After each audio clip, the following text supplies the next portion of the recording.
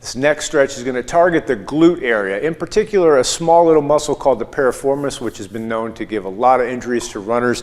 The glutes and the hips are main stabilizers with all those steps that we take on the pavement, so we want to make sure that they are getting the medicine and the love that they need to recuperate.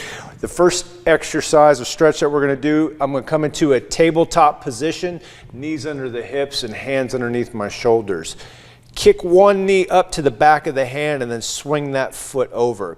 Now, if this is really tight, you may feel you're already in a stretch at this position. But as I progress, what I want to do is maybe pin this foot and start to wibble walk my back knee behind me.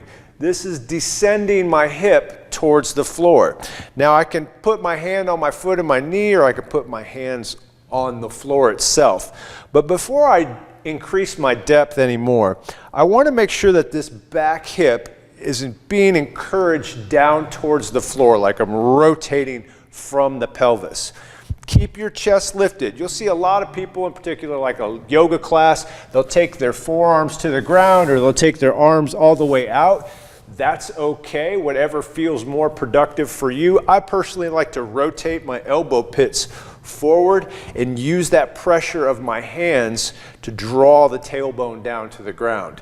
No matter where your hands are or elbows, I want you to keep your chest gently lifted. In other words, I don't want you to collapse at the solar plexus.